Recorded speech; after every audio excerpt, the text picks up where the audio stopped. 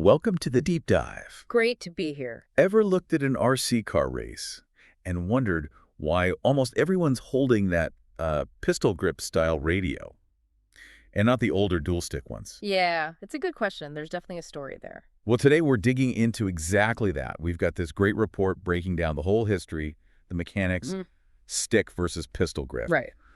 Our mission basically is to figure out why the pistol grip became dominant, what the actual differences are in feel and function, and, is one really better? Exactly. And it goes beyond just what feels comfy. There are real design choices and, like you said, historical shifts involved. Okay, so where do we start? Maybe with the basics of each type. Sounds good. Let's tackle the stick transmitter first. All right. So, picture. Almost like a classic game controller, right? Two main joysticks, they call them gimbals. Yep, gimbals. Each one moves in two directions. For RC cars, the standard setup is usually mode 2. Mode 2, okay. What's that mean? So your left thumb moving the stick up and down, that's your throttle and brake. Got it. Vertical. And the right stick moving it left and right, that's your steering. All right. That one usually has a spring, so it snaps back to the center when you let go. Makes sense. And these came from planes, mostly, you mentioned. Yeah, heavily influenced by the RC aircraft world, which sometimes meant a little quirk for car guys. Oh. The throttle stick on a plane radio often doesn't have that spring return to center. So for cars, you might have needed to modify it, add a spring to get that neutral point feel. Wow, okay. And channels. How does that work? Pretty simple, usually. Channel 1 for steering, channel 2 for throttle. The old saying was 1 to turn, 2 to burn. Aha, I like that. But a big plus for sticks is they often have more channels, like 4, 6, even more. Which is good for... Adding extra stuff. Lights, winches on crawlers, sound systems maybe. Gives you flexibility. And the feel. Some people swear by them. Definitely. Some drivers feel that direct thumb or finger on stick control gives like ultimate precision. Almost like, well, a video game feel, but in a good way. Connected. But maybe a bit harder to learn initially. Could be. Especially if you're totally new and just focused on driving a car. Understanding the modes, maybe setting up mixing.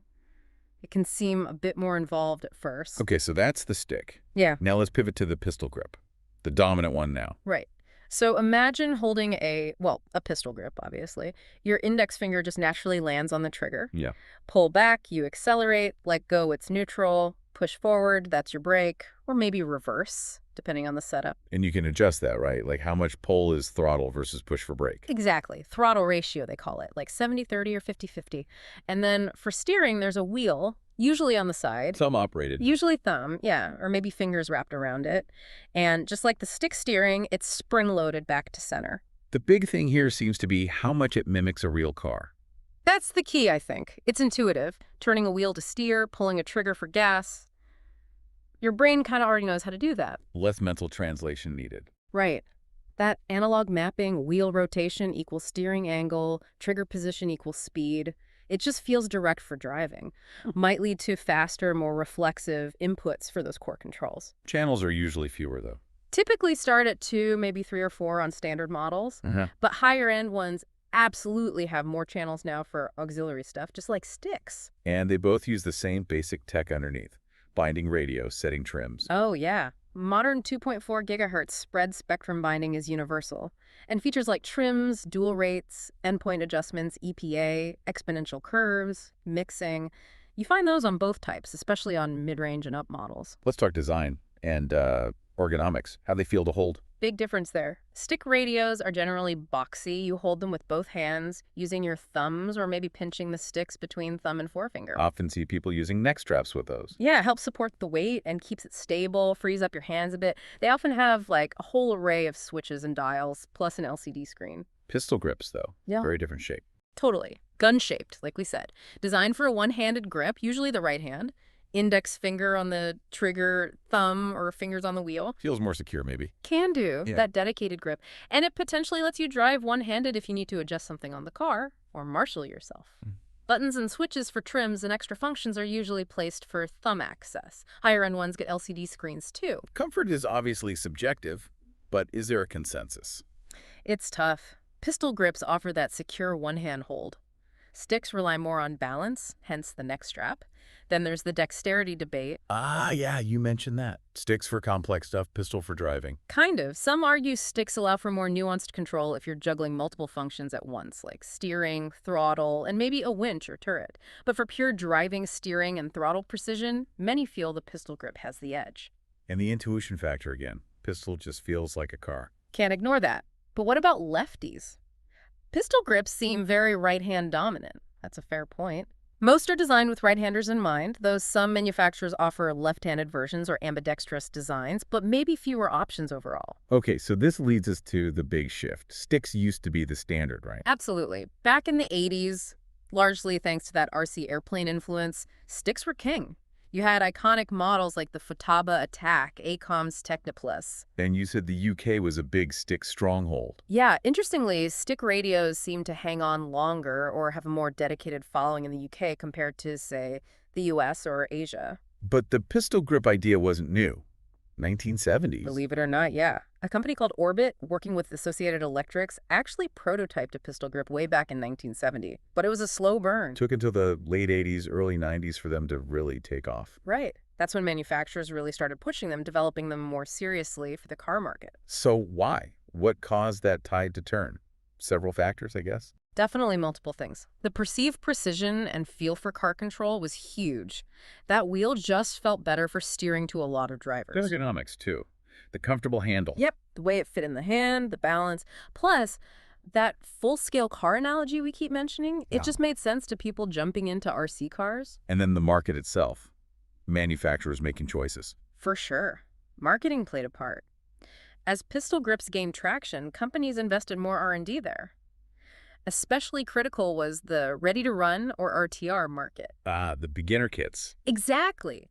Bundling an easy-to-use, intuitive pistol grip with a beginner car, that cemented it for a whole generation of new hobbyists. So is there an initial toy perception of wheel radios? Maybe briefly, in the very early days, some associated wheel controllers with cheaper toy-grade RCs. Yeah. But that faded fast as proper hobby-grade pistol grips emerged. Technology must have played a role, too. Cost. Yeah, mass-producing basic functional pistol grips likely became very cost-effective.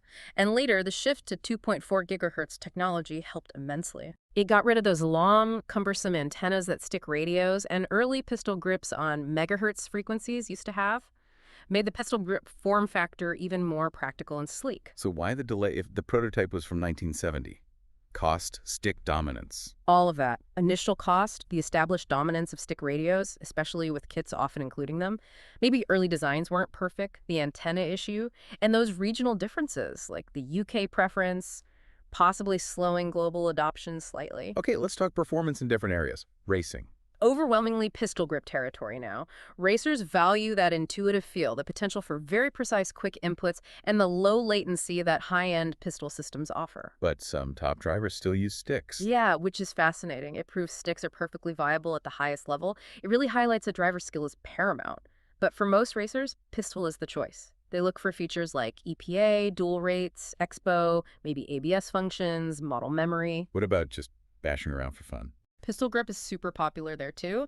Again, ease of use, often included with RTRs. But sticks work fine for bashing too. Key features there might be simpler, like a dual rate to tame the speed for beginners, EPA, and just pure durability. Crawling and scale models seem different, though. Sticks make a comeback. Often, yes. This is where those extra channels on stick radios really shine.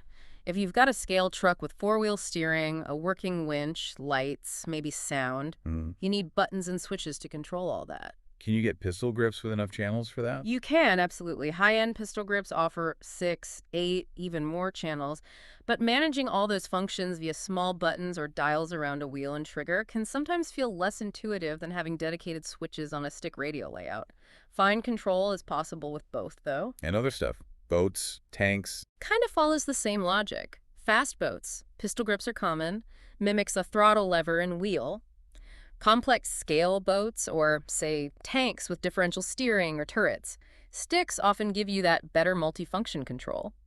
Combat robots, too, needing to drive and operate weapons simultaneously. Channel count is often the big differentiator there. So wrapping it all up, is there a cleared advantage, or is it just preference?